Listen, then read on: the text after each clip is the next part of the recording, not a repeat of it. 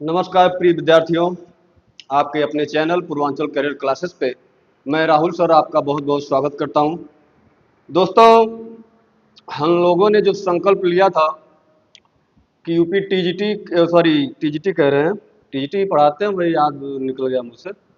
UPP का ये जो निःशुल्क प्रैक्टिस बैच प्रारंभ किया गया है, हम उसके अंतर्गत हिंदी लेकर आ रहे हैं आपके लिए। यूट्यूब पर पूर्वांचल कैरियर क्लासेस पे, आप पूर्वांचल कैरियर क्लासेस पे जाएंगे तो वहाँ पे देखेंगे कि सर्च करेंगे, आप जब सर्च करिएगा अपने चैनल का नाम पूर्वांचल PUR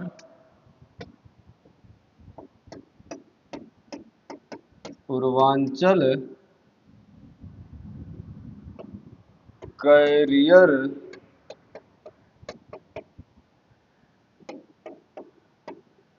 है क्लासेस, ये नाम से आप यूट्यूब पे सर्च करेंगे तो आपको हमारी सारी कक्षाएं, चाहे वो यूपी टीजीटी पीजीटी की कक्षाएं हो, चाहे यूपीपी की हो, चाहे डीएलएड सेमेस्टर का इस समय एग्जाम आने वाला है उसका हो, तो यूपीपी के जो एग्जाम वाले हमारे प्यारे विद्यार्थी हैं, हमारे भाई बंधु हैं, उन लोगों के लिए निःशुल्क प्रैक्टिस बैच इस चैनल पे चलाया जा रहा है। आप लोग खूब दबा के इसको सब्सक्राइब करिए, लाइक करिए। आपके लिए मैं प्रीवियस ईयर अब तक पुलिस में यूपीपी में जितने भी प्रश्न बने हैं मैं उनको लेकर आया हूं। रोज को कम से कम 40, 50, 60, 70, 80 क्वेश्चन रोज कराऊंगा। एक दिन मैराथन भी लूंगा और कुछ नए जो संभावित प्रश्न हैं उनको भी सिलेक्ट करके रखा गया है। तो आप लोग बने रहिएगा कक्षा के अंत तक। हम चलते हैं अपने बिंदु पे। हमारा बिंदु है यूपीपी में हम हिंदी विषय लेकर उपस्थित हैं आपके सामने। कौन सा विषय लेकर? यूपीपी के लिए हिंदी। एग्जाम में जो आपका हिंदी पूछा जाएगा उस हिंदी के लिए हम आपके सामने उपस्थित हैं। तो चलिए भैया, देखते हैं कि हमारी आज की पहली जो क्लास है हिंदी की, पहले नहीं, ये दूसरी क्लास है, एक क्लास हम इसके पीछे ले चुके हैं। चलिए देखिएगा, पहला प्रश्न आपके सामने उपस्थित है हिंदी का। मैं आपसे वादा करता हूं कि यूपीपी री एग्जाम में हिंदी के 37 क्वेश्चन आपके आते हैं। वह 37 क्वेश्चन जो आते हैं, 37 के 37 क्वेश्चन आप सॉल्व कर जाओ और इसी क्लास से, जो 7-8 क्लास में बनाऊंगा, मैक्सिमम 10 क्लास, इसी से आपको मिल जाएगा। छोटा छोटा वीडियो होगा। पहला प्रश्न आपका है। पहले प्रश्न में देखिए क्या दिया गया है आपके लिए कि हिंदी की उत्पत्ति किस अपभ्रंश से मानी जाती है। पहला ही प्रश्न है कि हिंदी की उत्पत्ति किस अपभ्रंश से मानी जाती है। आप लोग कमेंट सेक्शन में छाप दीजिए और बताइए कि हिंदी की उत्पत्ति किस अपभ्रंश से मानी जाती है। तो आप देखे होंगे हिंदी की उत्पत्ति की अगर हम क्रम की बात कर लें तो सर्वप्रथम संस्कृत भाषा का विकास हुआ। संस्कृत, उसके बाद इसी में दो भाग हो जाते हैं। एक हो जाता है आपका वैदिक संस्कृति, एक हो जाता है वैदिक संस्कृति, और दूसरा हो जाता है लौकिक संस्कृति। क्या हो जाता है? लौकिक संस्कृति। इसके अंतर्गत चारों वेदों को हम रखते हैं, चारों वेदों को, और इसके अंतर्गत रामायण, महाभारत, उपन्यास, अरण्यक, उपनिषद आदि को रखते हैं, वेदांत को रखते हैं। यानी इसके अंतर्गत जितनी भी साहित्यिक चीजें हैं हम उनको समाहित करते हैं। इसके बाद आपका हिंदी में आप देखेंगे कि जो अपभ्रंश है वह 7 प्रकार के आते हैं। हिंदी की आदि जननी इसी को कहा जाता है। आपसे पूछ ले हिंदी की जननी या हिंदी की माता जी कौन है, तो यही संस्कृत है। इसके बाद आपका पाली प्राकृत, और उसके बाद अपभ्रंश। अपभ्रंश जब आता है, अपभ्रंश के बाद जब अपभ्रंश, आप, मैं ज़्यादा टाइम नहीं लूँगा, आपको सारी चीज़ें पता है, मैं बस आपका प्रैक्टिस कराने आया हूँ। अपभ्रंश में अपभ्रंश के कुल 7 प्रकार बताए गए हैं। कितने प्रकार? कुल 7 प्रकार बताए गए हैं। एक है, पहला आपका है सौरसेनी अपभ्रंश। क्या है? सौरसेनी अपभ्रंश। फिर खस अपभ्रंश, फिर ब्राचड़, ब्राचड़ के बाद पैसाची, पैसाची के बाद महाराष्ट्री, महाराष्ट्रीय अपभ्रंश के बाद आपका अर्धमागधी, अर्धमागधी, अर्धमागधी के बाद सातवां आपका है मागधी अपभ्रंश। क्या है? मागधी अपभ्रंश। ये 7 प्रकार के अपभ्रंश बताए गए। इन्हीं 7 प्रकारों के अपभ्रंश में आपके हिंदी की 5 उपभाषाएं निहित हैं और उन्हीं 5 उपभाषाओं में आपके हिंदी में जो 18 बोलियां हैं, बोलियों की संख्या कुल मित्रों 18 है, वह 18 की 18 बोलियां इसी के अंदर जो समाहित 5 उपभाषाएं हैं उसी के अंदर समाहित है। मैं अभी तो दिल कर रहा है पूरा व्याख्या कर दूं, लेकिन समय तो नहीं है। फिलहाल थोड़ा सा मैं शॉर्ट में बता ही देता हूं कि इस सौरसेनी के अंतर्गत आपका एक पश्चिमी हिंदी आता है, एक राजस्थानी हिंदी आता है। ये 2 उपभाषाएं सौरसेनी के अंतर्गत आती है। अलग विषय हम बाद में बात करेंगे, आप ये सब पढ़ चुके होंगे, जानते होंगे। चलिए, तो प्रश्न कह रहा है कि हिंदी की उत्पत्ति किस अपभ्रंश से मानी जाती है? तो हिंदी की उत्पत्ति आपके इसी सौरसेनी अपभ्रंश, जो पहला अपभ्रंश है, अपभ्रंश का पहला प्रकार सौरसेनी अपभ्रंश है, इसी सौरसेनी अपभ्रंश से आपकी हिंदी की उत्पत्ति मानी जाती है। यानी विकल्प नंबर सी बिल्कुल करेक्ट हो जाएगा इस प्रश्न संख्या 1 के लिए। अगला क्वेश्चन आप लोग देखिएगा, अगला क्वेश्चन क्या है? Question number 2। क्वेश्चन नंबर 2 देखिए क्या कह रहा है। क्वेश्चन नंबर 2 कह रहा है गौ शब्द का वचन पहचानिए। आपसे पूछा है गौ शब्द का वचन। क्या गौ शब्द जो है ये सदा बहुवचन में प्रयोग होता है, एक वचन में प्रयोग होता है, सदा एक वचन में प्रयोग होता है या बहुवचन में प्रयोग होता है? आपको बताना है कि गौ शब्द का वचन बताना है कि गौ में एक वचन है, द्विवचन है, बहुवचन है, कि सदा एक ही वचन में प्रयुक्त होता है गौ शब्द। बताइएगा, कमेंट में छाप दीजिए। चलिए, गौ शब्द का, गौ शब्द में कौन सा वचन है आपको बताना है और आप जल्दी बताइए। गौ शब्द मेरे प्यारे मित्रों एक वचन है, गौ शब्द एक वचन होता है। आपका तीसरा प्रश्न है उत्साह वास्तव में, फिर डॉट डॉट डॉट रिक्त स्थान दिया है और फिर रिक्त स्थान की मिली जुली अनुभूति है। शुक्ल जी के इस कथन को पूर्ण कीजिए। यह शुक्ल जी का एक कथन है, यहां से लेकर यहां तक। इसी को आपको बीच में जो रिक्त स्थान दिया है इसी को पूरा करना है। उत्साह वास्तव में क्या इन चारों ऑप्शनों में से कर्म और मन की मिली जुली अनुभूति है? मन और कर्म की, फल और कर्म की, कर्म और फल की। तो आप लोग बताइएगा चारों ऑप्शनों में से कौन सा ऑप्शन सही होगा, कौन सा ऑप्शन सही होगा? बताइएगा, क्या ऑप्शन नंबर ए सही होगा, क्या बी सही होगा, क्या सी सही होगा, क्या डी सही होगा? चलिए कमेंट में छाप दीजिए और बताइए कि इस जो शुक्ल जी का ये कथन है इसको पूरा करने के लिए किन विकल्प की जरूरत है। तो आइए हम बताते हैं। इसमें विकल्प नंबर डी आपके लिए बिल्कुल करेक्ट हो जाएगा। यहाँ पे कर्म हो जाएगा और यहाँ पे फल हो जाएगा। उत्साह वास्तव में कर्म और फल की मिली जुली अनुभूति है। यह किसका कथन है? शुक्ल जी का है। चौथा क्वेश्चन आप लोग देखिएगा, चौथा क्वेश्चन आपके सामने उपस्थित है। बताइएगा कि चौथे क्वेश्चन में कौन सा सही होगा। क्या कठिन कार्य में सफलता प्राप्त करना, इस वाक्य के लिए उचित मुहावरा, आपको मुहावरा चुनना है कि कठिन कार्य में सफलता प्राप्त करना, यही आपके लिए बताना है। प्रश्न चौथा आपके सामने कह रहा है क्या जान हथेली पर रखना कठिन कार्य के लिए सफलता करना, क्या इसका यह मुहावरा होगा? छक्के छुड़ाना, गढ़ जीत लेना या गंगा नहाना? आप लोग बताना है कौन सा आपके विकल्प में सही होगा। चलिए बताइएगा कौन सा विकल्प सही होगा। आइए हम बताते हैं कि कठिन कार्य में सफलता प्राप्त करना अर्थात गढ़ जीत लेना। क्या कर लेना? गढ़ जीत लेना। नहीं कहते भैया गढ़ जीत ले या जिला जीत ले है या कहा था ना गंगा में घरा में कोई काम आप करके आए और बड़े उत्साहित रहे। जैसे नौकरी की तैयारी सब लोग कर रहे हैं, सबको यूपीपी पुलिस बनना है, एसआई बनना है, टीजीटी में अध्यापक बनना है, और वहीं अध्यापक न बन करके बीच में सीटेट का पेपर टाइम टाइम पे हो रहा है, सीटेट पास हो गए और फेसबुक पे लगा दिए, अरे भैया अरे बप्पा, ये तो वही कहावत फिट बैठ जाएगी, लागत भाई तो गढ़ जीत ले हैं, जग जीत ले हैं, जिला जीत ले हैं। वही है कि कठिन कार्य में सफलता प्राप्त करना वाक्य के लिए गढ़ जीत लेना। क्या है? गढ़ जीत लेना। पांचवा क्वेश्चन आपके सामने है। पांचवा प्रश्न कह रहा है कवि का सही वचन आपको बताना है। इसमें से कवि का सही बहुवचन क्या होगा? कवि का सही बहुवचन आपको बताना है। चलिए, क्या कवि का सही वचन कवि वर्गण होगा, या कवि गण होगा, वह कवि जन होगा, या कवि वृंद होगा? तो आपको बताना है कि कवि का सही बहुवचन क्या होगा।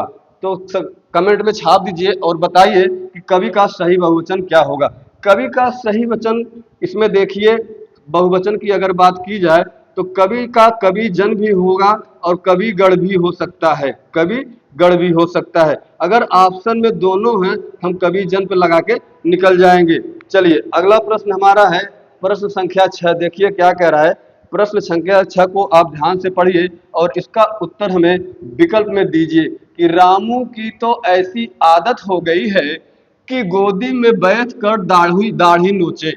वाक्य के लिए वाक्य में प्रयुक्त लोकोक्ति का अर्थ बताना है। यह एक लोकोक्ति आपके सामने उपस्थित है, प्रीवियस ईयर सिपाही की परीक्षा में पूछी गई है कि रामू की तो ऐसी आदत हो गई है कि गोदी में बैठकर दाढ़ी नोचे।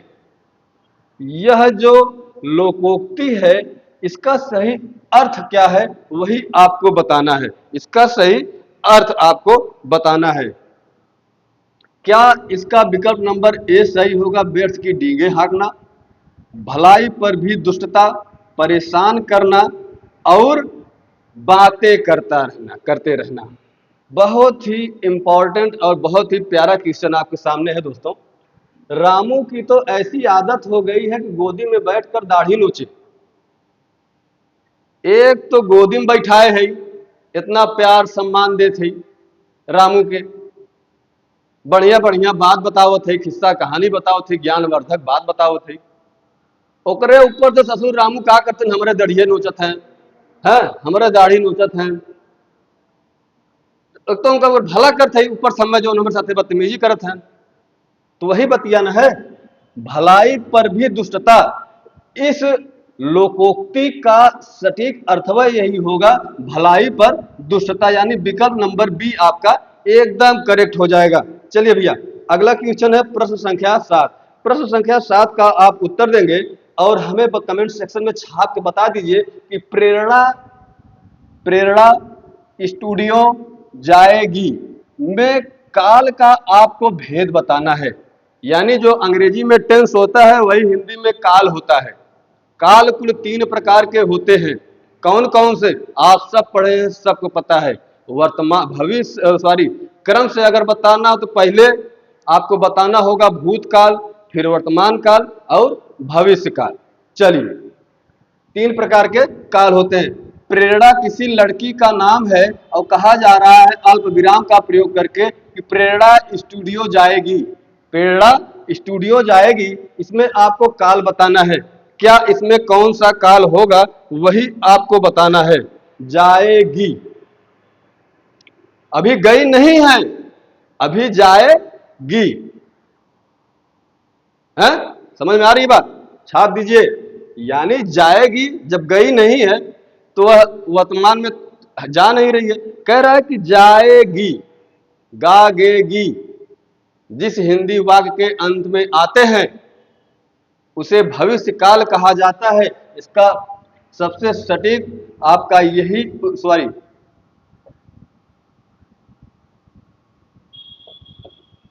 ये नहीं, भविष्य काल का यह जो प्रकार होगा सामान्य भविष्य काल। यही विकल्प नंबर ऊपर नीचे कर दिया गया, ए के बाद सी रख दिया, सी के बाद बी, तब डी। आप देखिएगा ये विकल्प थोड़ा सा ऊपर नीचे कर दिया गया, ए के बाद सी, तो इसको आप बना लीजिएगा। इसमें विकल्प नंबर यही जो बी की जगह सी रखा है, सामान्य भविष्य काल, यही आपका उत्तर हो जाएगा। 7वें का उत्तर आपका क्या होगा? सामान्य भविष्य काल। चलिए, अगला प्रश्न क्या है? प्रश्न संख्या 8 क्या कह रहा है? प्रश्न संख्या 8 को देखिएगा कि जहां एक शब्द से अनेक अर्थ निकले वहां कौन सा अलंकार होता है। वाह वाह वाह वाह वाह वाह, बहुत ही प्यारा क्वेश्चन और पूछा हुआ क्वेश्चन है दोस्तों। इस क्वेश्चन का आप हमें उत्तर बताइए कि जहां एक शब्द से अनेक अर्थ निकलते हैं। मैं इसी प्रश्न को अपने भाषा में अगर कहूं कि एक शब्द बहुअर्थ बतावे श्लेष भाव कविता में आवे। एक टोंगम गठियाल लइको, एक शब्द बहुअर्थ बतावे और श्लेष भाव कविता में आवे। यानी एक शब्द बहुत अर्थ भी बताता है, और वह कौन सा है? वह श्लेष है। एक शब्द बहुअर्थ बतावे, श्लेष भाव कविता में आवे, तो कौन सा अलंकार यहाँ पर आपसे पूछा है? कौन सा अलंकार हो जाएगा आपका? श्लेष अलंकार हो जाएगा। कौन सा अलंकार हो जाएगा आपका? श्लेष अलंकार। विकल्प नंबर सी आपके लिए बिल्कुल करेक्ट हो जाएगा। चलिए प्रश्न संख्या 9 को देखिए कि प्रश्न संख्या 9 क्या कह रहा है, पढ़िएगा और बताइएगा कि इनमें से कौन सा शब्द स्त्रीलिंग की पहचान नहीं करवाता। ऐसा कौन सा शब्द है जो स्त्रीलिंग की पहचान नहीं करवाता? क्या भाषाएं हैं, क्या देश है, क्या नदियां हैं, या बोलियां हैं जिससे स्त्रीलिंग की पहचान नहीं होती है? वही आपको बताना है। चलिए आपको वही बताना है। ए सही होगा, बी सही होगा, डी सही होगा, सी सही होगा कि डी सही होगा? चलिए बताइएगा। तो इसमें आपका विकल्प नंबर बी बिल्कुल करेक्ट हो जाएगा, देश। यह देश ऐसा शब्द है जो स्त्रीलिंग की पहचान नहीं करवाता है, यह पुल्लिंग की पहचान करवाता है। प्रश्न संख्या 10 कह रहा है, 3 बेर खाती थी, 3 बेर खाती है, यह किस अलंकार का उदाहरण है? बहुत ही प्यारा प्यारा क्वेश्चन पूछा गया है विगत वर्षों में। मेरे यूपीपी के नौजवानों, मेरे सिपाहियों,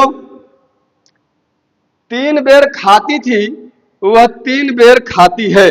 बताना है आपको इसमें कौन सा अलंकार होगा। क्या उपमा होगा, श्लेष अलंकार होगा, वक्रोक्ति होगा, या यमक अलंकार होगा? 3 बेर खाती थी, वह 3 बेर खाती है, या काली घटा का घमंड घटा? एक प्रश्न मैं और फेंक रहा हूं आपको अपनी तरफ से कि काली घटा का घमंड घटा वह बताइए, और इस प्रश्न का उत्तर बताइए कि 3 बेर खाती थी, वह 3 बेर खाती है। इसमें कौन सा अलंकार होगा? क्या इसमें उपमा अलंकार होगा? कहीं उपमेय का उपमान हो रहा है क्या? क्या इसमें श्लेष होगा? क्या एक ही शब्द का बहुत अर्थ आ रहा है क्या?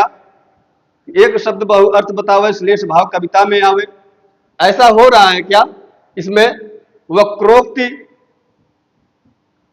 यमक, आपका कौन सा उत्तर सही होगा मेरे प्यारे विद्यार्थियों बताइएगा। तो इसका उत्तर वह यही विकल्प नंबर डी है। कौन सा है? विकल्प नंबर डी। 3 बेर खाती थी, 3 बेर खाती है, काली घटा का घमंड घटा, दोनों ही पंक्तियों में कौन सा उदाहरण होगा? किस उदाहरण का है अलंकार है? यह यमक अलंकार का उदाहरण है। इसमें 3 बेर खाती थी, वह 3 बेर खाती है, यमक अलंकार होगा। यानी जो 3 बेर है, 3 बेर, ये जो बैर वाला फल नहीं होता, बैरिया की बात की जा रही है जो शंकर भगवान को चढ़ाई जाती है, वही बैरिया। 3 बेर खाती, 3 बेर खाती थी, और 3 बेर मतलब यहाँ पर टाइम यानी बार, 3 बेर 3 बार खात रही, यही तो है यमक अलंकार। जहां पर तो शब्द एक जैसे हो, शब्द एक जैसे हो, यानी शब्दों की आवृत्ति हो, परंतु अर्थ क्या हो? अलग अलग हो। अर्थ क्या हो? अलग अलग हो। वही तो आपका यमक अलंकार है मेरे लालो, वही यमक अलंकार है। अगला क्वेश्चन क्या कह रहा है? अगला क्वेश्चन कह रहा है, आप ध्यान से पढ़िएगा अगले क्वेश्चन को और बताइएगा अगले क्वेश्चन का कौन सा उत्तर सही होगा। इलाहाबादी अमरूद मीठे होते हैं, इस वाक्य में आपको विशेषता बताई जा रही है, वह किसके द्वारा विशेषता बताई जा रही है? कौन सी विशेषता बताई है? क्या दशा की विशेषता बताई जा रही है, गंध की, स्वाद की, या स्थान की? आपको प्रश्न संख्या 11 का उत्तर देना है। यहां पर आपको बताना है यहां इस वाक्य में कौन सी विशेषता बताई जा रही है। कमेंट बॉक्स में एकदम छाप दीजिए। चलिए, क्या स्थान की विशेषता बताई जा रही है, क्या स्वाद की विशेषता बताई जा रही है, क्या गंध की, या दशा की? प्रश्न संख्या 11 के लिए पूछा गया प्रश्न है, आप बताइएगा कौन सा उत्तर सही होगा। चलिए हम बताते हैं, विकल्प नंबर डी आपका बिल्कुल करेक्ट हो जाएगा, इलाहाबादी। इलाहाबादी, इलाहाबाद में ई प्रत्यय जोड़ दिया गया है, और जहां पर किसी मूल शब्द में प्रत्यय जुड़ जाता है तो वह उसकी विशेषता बतलाने लगता है। अगर मैं अब क्या ही बताऊं, हमारे साथ आप पढ़े होते हिंदी तो कुछ और मजा आता, हम प्रैक्टिस करवा रहे हैं अभी। तो चलिए देखिएगा, इसमें स्थान जो है, यही विशेषता स्थान की बताई जा रही है इलाहाबादी अमरूद के द्वारा। प्रश्न संख्या 12 कह रहा है कहानी शब्द का बहुवचन क्या होगा। कहानी शब्द का बहुवचन क्या होगा।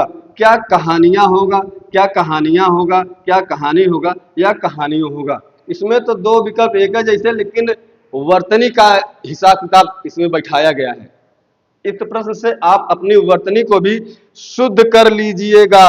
क्या कर लीजिएगा, वर्तनी को भी शुद्ध कर लीजिएगा।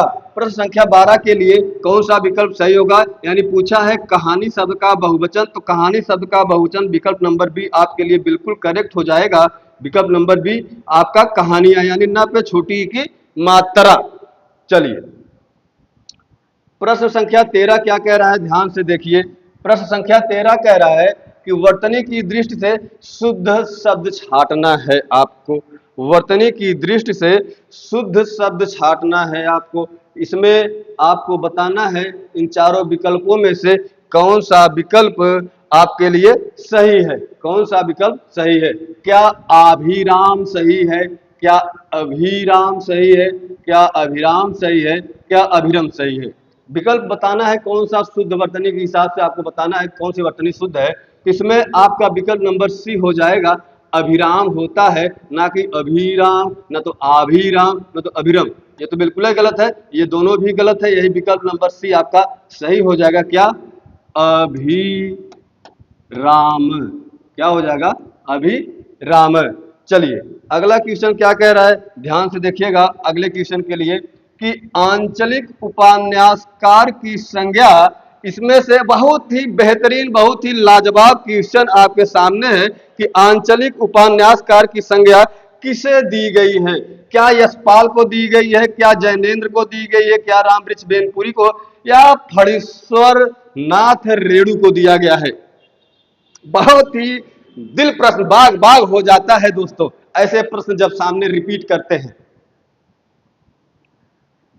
आंचलिक उपन्यासकार की संज्ञा किसे दी गई है इन चारों विकल्पों में से। यशपाल, जैनेन्द्र, रामवृक्ष बेनपुरी, फणीश्वरनाथ रेणु में से एकदम छाप दीजिए और इसका विकल्प नंबर डी सही हो जाएगा। कौन सा विकल्प सही होगा, विकल्प संख्या आपका डी हो जाएगा, फणीश्वरनाथ रेणु। इन्हीं का एक प्रसिद्ध रचना है मैला मैला आंचल। मैला आंचल किसकी कृति है, फणीश्वरनाथ रेणु की। और इस विकल्प में यही फणीश्वरनाथ रेणु आपके सही हो जाएंगे। 15वां क्वेश्चन आपका सामने है कि 15वें क्वेश्चन को पढ़िए और उत्तर बताइए। बहुत ही प्यारा, बहुत ही आसान प्रश्न आपके सामने उपस्थित हूं मैं लेकर इसी को। चलिए देखिएगा कि बीजक के रचनाकार कौन है। प्रश्न संख्या 15 आपसे पूछ रहा है कि बीजक के रचनाकार कौन कौन है। तो बीजक के रचनाकार भैया आपके कौन है, कबीर दास जी हैं। कौन है, कबीर दास जी है। चलिए प्रश्न संख्या 16 बताइएगा, बंधन शब्द का उचित विलोम शब्द कौन सा है। प्रश्न संख्या 16 आपको बताना है कि बंधन शब्द का उचित विलोम आपको बताना है। क्या बंधन का स्वतंत्र होगा, क्या बंधन का कैद होगा, क्या बंधन का मुक्ति होगा, क्या बंधन का बंदी होगा। ये तो आपको बताना है चारों विकल्पों में से कि बंधन का विलोम कौन सा विकल्प सही होगा। तो बंधन का विलोम आपके लिए एकदम सटीक विलोम मुक्ति होगा, ना कि स्वतंत्र होगा, ना ही कैद होगा, ना ही बंदी होगा। कैद और बंदी इस बंधन के ही एक प्रकार से पर्याय हैं, पर्यायवाची हैं, समानार्थी शब्द हैं। स्वतंत्र गुलाम का होता है, स्वतंत्र गुलाम का होता है। और हम भाई गुलाम थे, उसके बाद में हमको स्वतंत्रता मिली, याद रखिएगा। ये बंदी और कैद तो इसी के आपके सामने जो है पर्याय के रूप में ला दिए गए। यही मुक्ति आपका उचित उत्तर हो जाएगा। विकल्प संख्या सी आपका बंधन शब्द के लिए उचित विलोम हो जाएगा। अगला प्रश्न संख्या 17 है आपके सामने, ध्यान दीजिएगा प्रश्न संख्या 17 का। प्रश्न संख्या 17 का कह रहा है कि जो खग हो तो बसेरो करो मिली कालिंदी फूल की डाल। बहुत ही प्यारा आपके सामने क्वेश्चन नंबर 17 मैं लेकर उपस्थित हूँ। यह जो रिक्त स्थान है उसी को भरना है और आपके सामने चार विकल्प दिए गए हैं, निम्न, पात, छाव और कदम। निम्न, पात, छाव और कदम। आपको बताना है इसमें कौन सा उत्तर सही हो जाएगा, इस खाली स्थान पर कौन सा विकल्प भरा जाएगा। चलिए कमेंट में छाप दीजिए और इस 17वें प्रश्न का सबसे सटीक उत्तर आपका विकल्प नंबर डी हो जाएगा, यानी कि कदम। इस खाली स्थान पर कदम का वृक्ष आ जाएगा और यह पंक्ति पूरी हो जाएगी। और पूरी जब होगी तो किस भाव में होगी, जरा भाव को समझिएगा कि जौखग हो, जौखग हो तो बसेरो करो मिली कालिंदी फूल कदम्ब की डाल। जो जो खग हो, पक्षी हो, हालांकि समय जाया नहीं करेंगे, आइए 18वां प्रश्न पे। हिंदी बड़ा ही आनंददायी विषय है। हिंदी को जब पढ़ने लग जाओ ना तो सारा दुनियादारी टेंशन वंशन छोड़ दो, एकदम बंधन से मुक्त हो जाओ, चारों दिशाओं से परे हो जाओ, तब हिंदी पढ़ो, देखो क्या आनंद आता है। आइए, एक कवि हैं जिनका नाम है अज्ञेय। अज्ञेय जी को किस कृति पर भारतीय ज्ञानपीठ पुरस्कार मिला था? बहुत ही लाजवाब लाजवाब प्रश्नों की श्रृंखला मैं आपके सामने लेकर उपस्थित हूं। चलिए आपको बताना है कि अज्ञेय जी को किस कृति के लिए ज्ञानपीठ पुरस्कार मिला था, याद रखिएगा। क्या महावृक्ष के नीचे, पात, कितनी नाव में कितनी बार, क्योंकि मैं उसे जानता हूं। आपको बताना है, कमेंट में एकदम छा दीजिए मेरे विद्यार्थियों। एकदम आप जैसा साहसी, आप जैसा विद्वान इस पृथ्वी, क्या पूरे ब्रह्मांड में कोई नहीं है मेरे प्यारे विद्यार्थियों। जितना उत्साह आपके अंदर है, जितनी एनर्जी आपके अंदर है, जितनी ऊर्जा आप उत्सर्जित कर सकते हो, इस पूरे ब्रह्मांड में कोई और नहीं कर सकता मेरे सिपाहियों। मैं तो अपने कितने मित्रों के शरीर पे अभी से वर्दी देख रहा हूं। और इस सपना को टूटने मत दीजिएगा। मेरी तरफ से हिंदी में 37 का 37 आपको दिया जाएगा। बस आपके सामने सब कुछ होगा, आपको वही पढ़कर जाके टिक लगा के चले आना है। चलिए प्रश्न संख्या 18 क्या हो गया? अच्छा नहीं, 18 अभी हमको करना था। क्या था कि अज्ञेय जी की किस कृति पर भारतीय ज्ञानपीठ पुरस्कार दिया गया था? तो उनकी एक बहुत ही प्यारी सी सुंदर सी कृति है जिसका नाम है कि कितनी नावों में कितनी बार, कितनी नावों में कितनी बार। इसी के लिए इनको भारतीय ज्ञानपीठ पुरस्कार मिला था। किसको? जो कवि महोदय अज्ञेय जी थे। तो हिंदी तो इतना आनंदमय, इतना रस निष्पत्ति वाला विषय है कि अब क्या ही कहें। आप चलिए, फिलहाल अभी हम प्रैक्टिस कर रहे हैं, आगे बढ़ते हैं। प्रश्न संख्या 19। प्रश्न संख्या 19 क्या कह रहा है मेरे दोस्तों, जरा ध्यान से पढ़िएगा मेरे लालों, मेरे भावी सिपाहियों, कि संयोग शब्द में उपसर्ग एवं मूल शब्द कौन से है? यह जो संयोग शब्द है इसमें आपको उपसर्ग और मूल शब्द छांट कर बताना है। कौन सा इसमें मूल शब्द है और कौन सा इसमें आपका जौन है उपसर्ग है, यही बताना है। चलिए 4 ऑप्शन आपके सामने, जल्दी से कमेंट में छापिए, जल्दी बताइए।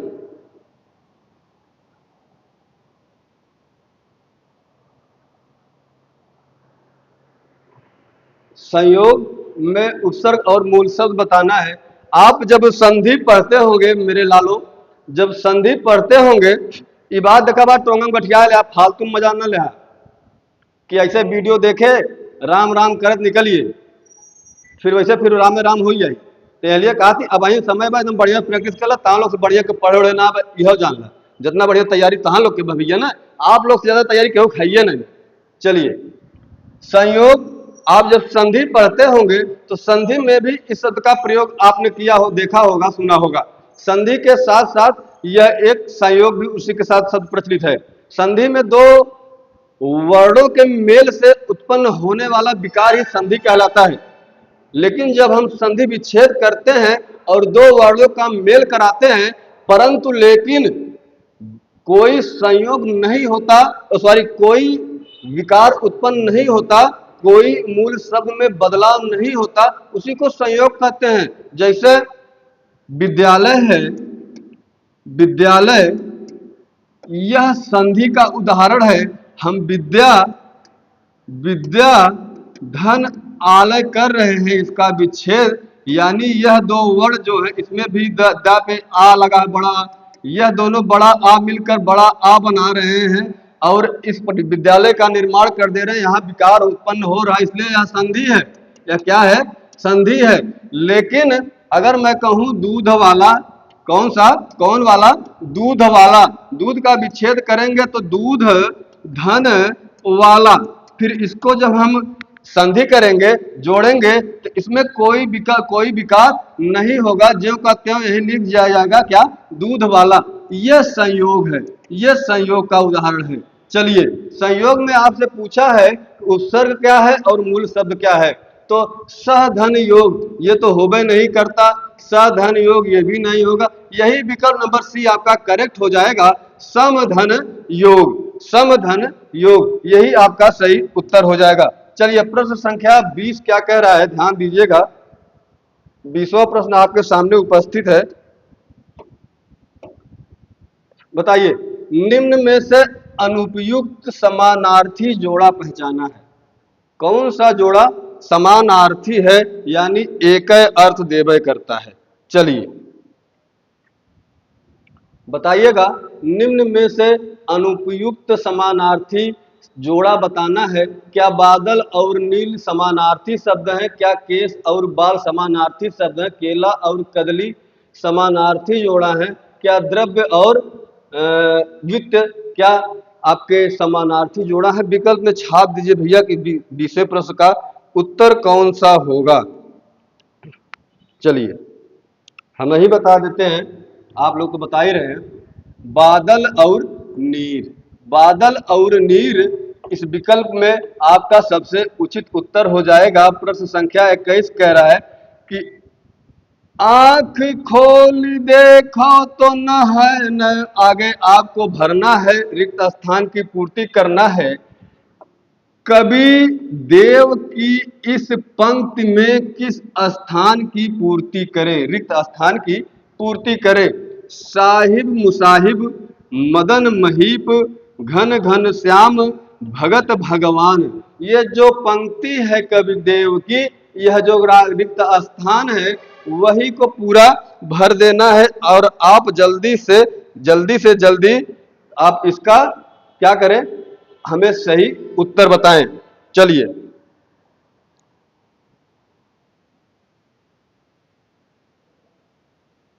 बताइएगा आप लोग। 21वें प्रश्न का उत्तर जल्दी छापिए, बहुत महत्वपूर्ण प्रश्न है। चलिए हम बताते हैं कि ये जो 21वां प्रश्न है इसका विकल्प नंबर डी बिल्कुल करेक्ट हो जाएगा। सॉरी, विकल्प नंबर डी नहीं, विकल्प नंबर डी नहीं, ये घन और घनश्याम, ये विकल्प नंबर सी आपका सही हो जाएगा। विकल्प नंबर सी आपका बिल्कुल करेक्ट हो जाएगा कि आंख खोली देखो तो न है न घन, न है घन न ही घन श्याम रहो। यानी जब आंख खोल कर देख रहा हूं तो न तो घन है, काले बादल हैं, मेघ हैं, और न ही घनश्याम यानी भगवान कृष्ण है। चलिए अगला प्रश्न है प्रश्न संख्या 22। प्रश्न संख्या 22 का उत्तर मेरे दोस्तों छाप दीजिए, मेरे भावी सिपाहियों, मेरे नौजवानों छाप दीजिए इसको कि उषा उदास आती है। मैं अलंकार बताना है कि उषा उदास आती है। आपको प्रश्न संख्या 22 का उत्तर एकदम छाप देना है और बताना है कि उषा उदास आती है पंक्ति में किस अलंकार का प्रयोग हुआ है। उषा हमारे मम्मी के ना हो भैया, क्वेश्चन गलत ना हो चाहिए। चलिए, उषा उदास आती है, आपको अलंकरण बताना है। आपका विकल्प नंबर ए ही इसके लिए सबसे सटीक विकल्प और सही उत्तर हो जाएगा कि उषा उदास आती है में अलंकार कौन सा है, तो आपका मानवी करण अलंकार है। प्रश्न संख्या 23 कह रहा है हमारा समाज उन्नति के पथ में है, इस वाक्य में किस प्रकार की अशुद्धि है, कि हमारा समाज उन्नति के पथ में है। इस वाक्य में आपको अशुद्धि बतानी है। क्या वचन संबंधित अशुद्धि है, कारक संबंधी, संज्ञा संबंधी या लिंग संबंधी, कौन सी किस संबंधित यहाँ पर जो है किसके अनुसार वाक्य जो है गलत प्रयोग किया गया है, उसको शुद्ध बताना है। चलिए बताइएगा। प्रश्न संख्या 21 का 22 का सॉरी 23 है, प्रश्न संख्या 23 का आप हमें उत्तर दीजिए। चलिए, तो हमारा समाज उन्नति के पथ में है, यहाँ पर हमें ये जो में है यह कारक है। कर्ता ने कर्म को कर्ण से संप्रदान के लिए अपादान से संबंध का के की रा रे री ने नी संबोधन हे अरे। कर्ता ने कर्म को कर्ण से संप्रदान के लिए अपादान से संबोधन को संबंध का रा रे री ना ने नी विस्मयादि बोधक ठीक होता है। 8 प्रकार के कारक बताए गए हैं, यही संबंधित अशुद्धि है, यानी कारक संबंधी अशुद्धि है। यही प्रश्न संख्या 23 आपका सही हो जाएगा। 23 का विकल्प नंबर जो आपका बी सही हो जाएगा। प्रश्न संख्या 24 क्या कह रहा है, ध्यान से पढ़िए और बताइएगा कि 24 का उत्तर क्या होगा। निम्नलिखित वाक्य में अशुद्ध वाक्य पहचानना है। आपको निम्नलिखित वाक्य में अशुद्ध वाक्य को पहचाना है। क्या उसे जल्दी घर जाना था, मुझे वहां नहीं जाना है, वे लोग जा रहे हैं, पिता ने मेरे से कहा।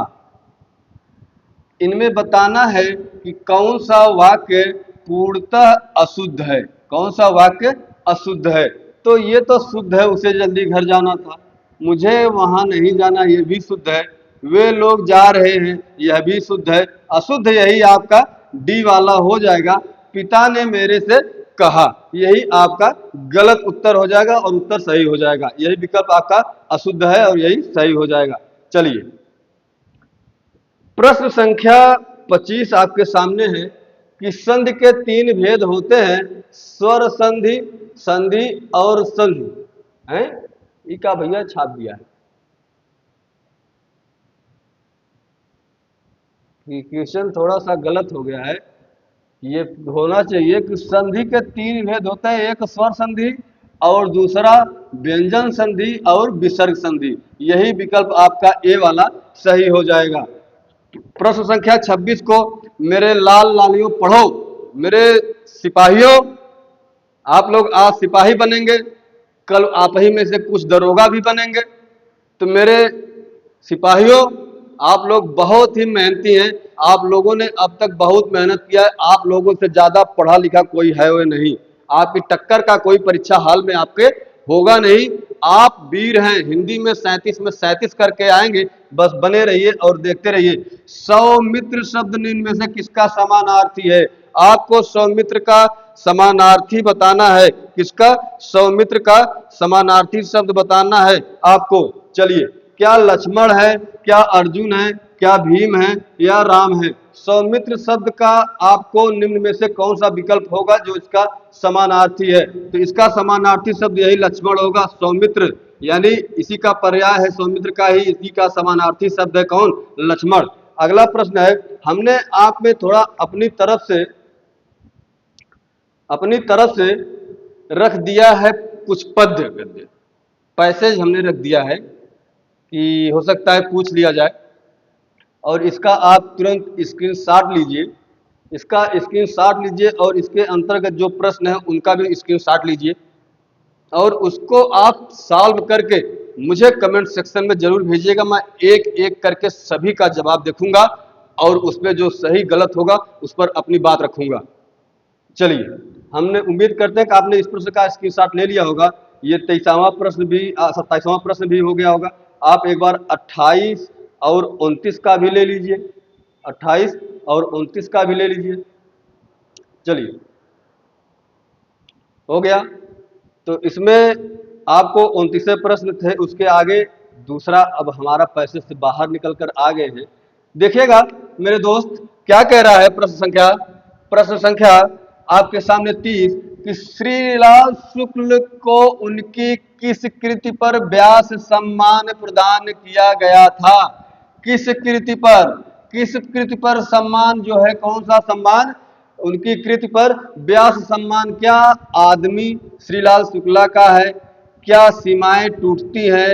अज्ञातवास विश्रामपुर का संत। प्रश्न संख्या 30 के लिए आपको सही उत्तर बताना है कि जो है किसके लिए व्यास सम्मान मिला था श्रीलाल शुक्ल को। चलिए बताइएगा कौन सा उत्तर होगा, एकदम छाप दीजिए। चलिए छाप दीजिए भैया, कौन सा प्रश्न सही होगा, कौन सा विकल्प सही होगा? तो विकल्प नंबर डी सही हो जाएगा, विश्रामपुर का संत। कौन सा? विश्रामपुर का संत। यह 1999 की रचना है। कब? 1999 की, श्रीलाल शुक्ल की। अगला प्रश्न है, बहुत ही प्यारा प्रश्न आपके सामने फिर एक बार मैं उपस्थित हूं लेकर के, कि मुद्रित महिपति मंदिर आए। इसमें आपको अलंकार बताना है। क्या बताना है? अलंकार बताना है कि सेवक सचिव सुमंत्र बुलाए, सेवक सचिव सुमंत्र बुलाए, मुद्रित महिपति मंदिर आए।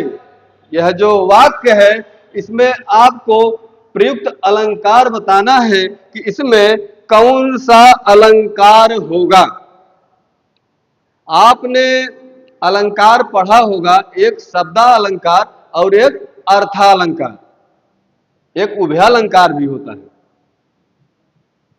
हाँ, तो कंफ्यूज मत होइएगा कि सेवक सचिव सुमंत्र बुलाए, मुद्रित महिपति मंदिर आए। कुछ याद आ रहा है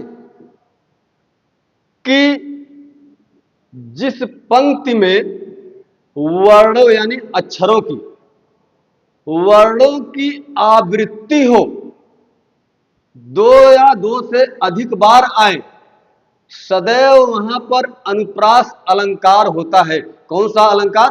अनुप्रास अलंकार। वर्णों की पुनरावृत्ति ही अनुप्रास अलंकार का उदाहरण है। म म स एक ही वर्ण की बार बार पुनरावृत्ति हो, वहां पर सदैव अनुप्रास अलंकार होता है। विकल्प नंबर ए आपका बिल्कुल करेक्ट हो जाएगा।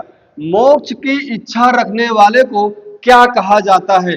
क्या कर्मठ कहा जाता है, मुमुक्षु, उत्सुक या जिज्ञासु? मोक्ष की इच्छा रखने वाले को मुमुक्षु कहा जाता है। विकल्प नंबर बी आपका सही हो जाएगा। आइएगा प्रश्न संख्या 33 आपके सामने उपस्थित हूं लेकर के, और बताइएगा कि एक तो करेला, इस लोकोक्ति को आपको पूरा करना है। एक लोकोक्ति है, एक कथन है, उसका आधे भाग लिखा गया है, वही आधा इसमें से आपको छांट के पूरा करना है। एक तो करेला, ऊपर से दूजा भांग चढ़ा, दूजा पेड़ चढ़ा, दूजा पेड़ भला, दूजा नीम चढ़ा। कौन सा उत्तर आपके 33वें प्रश्न के लिए सही होगा, आपको यही बताना है। गंगम ना कहते इस प्रश्नवा को उत्तरवा तो लोग हम समझते कि अखिया मुन के देव्या कमेंटवा में छब्बे अगर अखिया मुन के हो, ये हमार गारंटी हो। एक तो करेला, दूजा नीम चढ़ा। एटी कहावत इस मिली जुली गंगम कहा था कि एक तो तित लौकी, दूसरे चढ़े नीम के डार। एक तो लौकी तित हो, उसी प्रकार करेला तीखा हो, ऊपर से नीम ही डार चढ़ा तो और तित हो जाए, क्योंकि नीम भी तीखी होती है। तो दूजा नीम की, दूजा नीम चढ़ा, यही विकल्प आपका सही होगा। एक तो करेला, दूजा नीम चढ़ा। आपका 34वां प्रश्न है कि उचित शब्दों में रिक्त स्थान को पूर्ति करें। 200 वैष्णव की वार्ता के रचनाकार गोकुल दास हैं। क्या 1000, 30, 50 या 52? 34वां प्रश्न का आप उत्तर देंगे कि आपको उत्तर देना है कि उचित शब्दों से रिक्त स्थान को पूर्ति करे। यह जो रिक्त स्थान है उनकी पूर्ति करे। वैष्णव की वार्ता के रचनाकार गोकुल दास हैं। चलिए बताइएगा, चौथा प्रश्न का उत्तर आप दे दीजिए।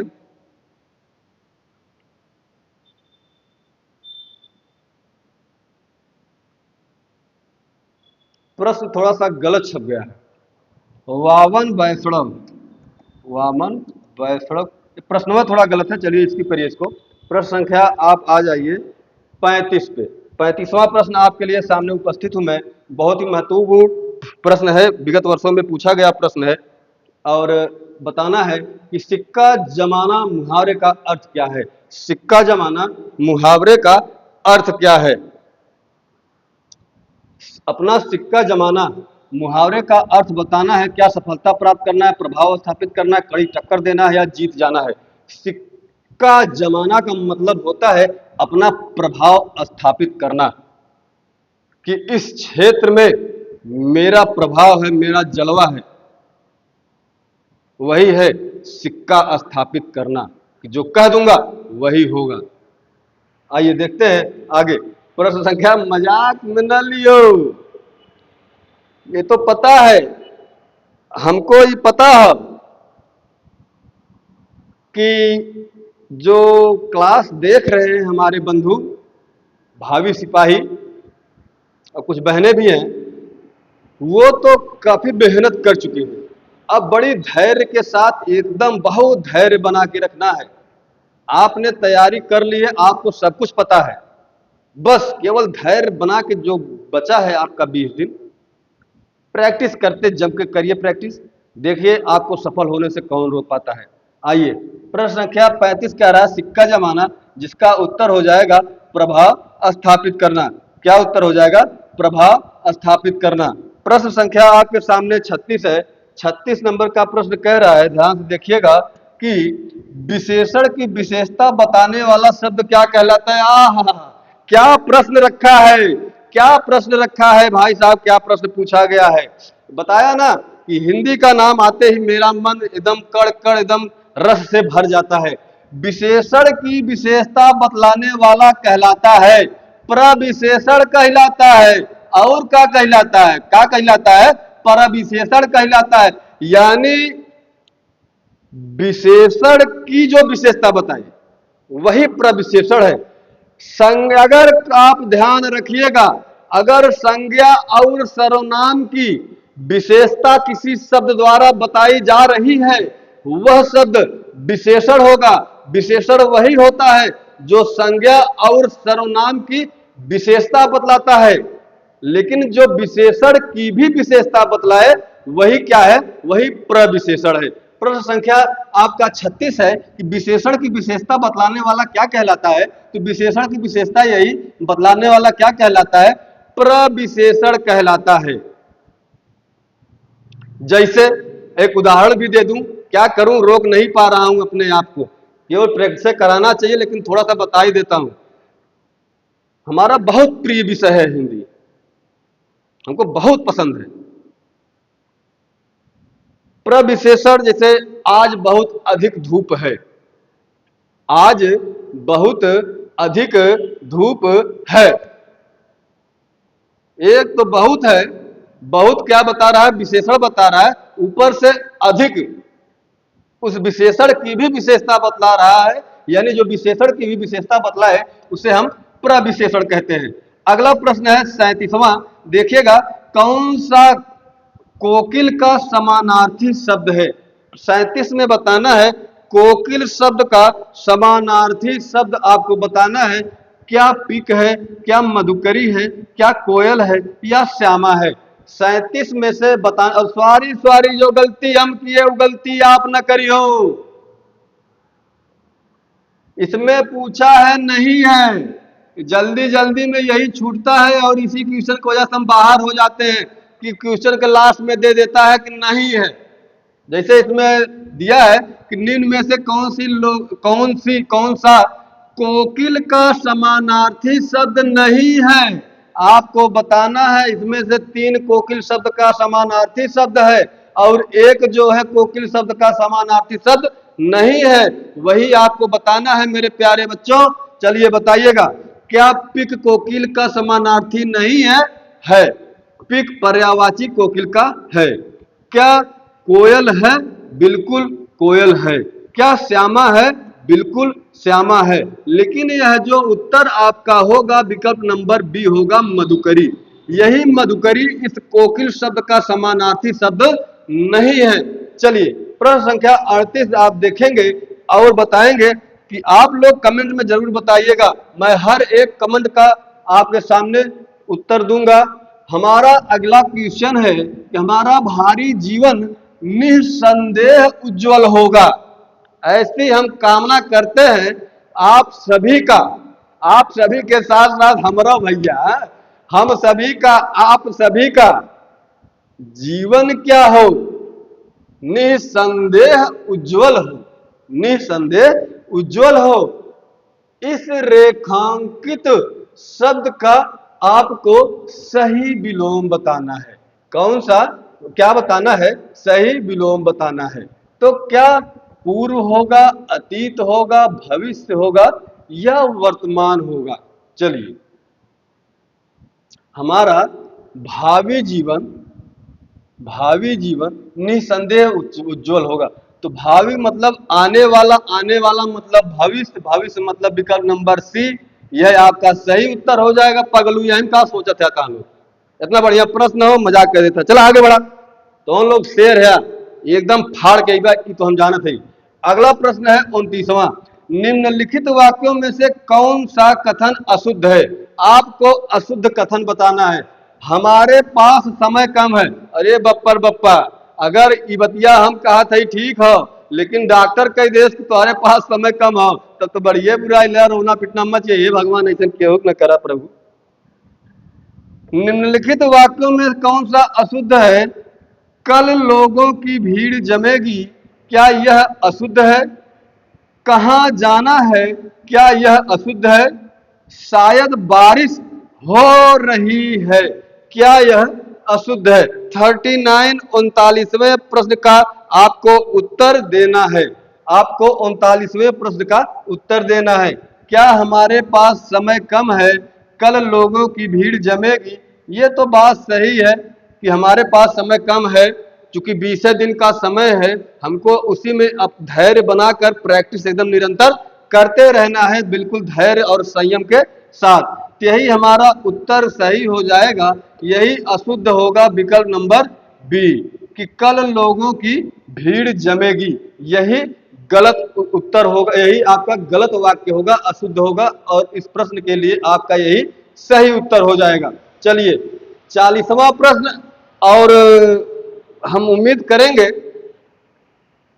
कि हम बनाए तो हैं कुल 400 प्रश्न, 400 प्रश्न बनाए हैं। 400 से ज्यादा ही है,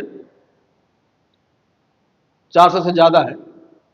उसमें विगत वर्षों के पूछे हुए सभी प्रश्न हैं, और कुछ हमने चुने हुए प्रश्नों को रखा है जो कि आने की संभावना है नए प्रश्नों के रूप में।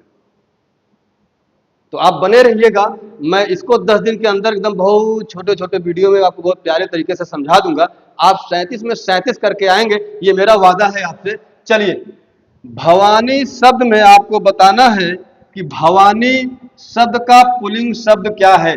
भवानी शब्द का पुल्लिंग शब्द क्या बताना है, क्या है, वही आपको बताना है। चलिए बताइए, भवानी शब्द का पुल्लिंग क्या? भवानी का भगवती होता है, भव होता है, भवानी होता है, या भगवान होता है? एकदम आपके सामने एकदम स्पष्ट उत्तर दिखाई दे रहा है।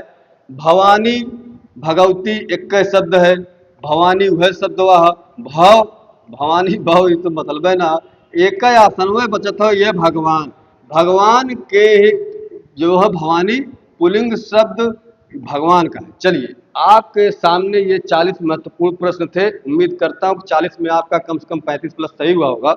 न सही हुआ होगा, ना समझ में आया होगा, जहां दिक्कत हुई होगी आप कमेंट में छापिएगा। मैं इंतजार करूंगा आपके कमेंट का, और हर एक कमेंट का उत्तर दूंगा।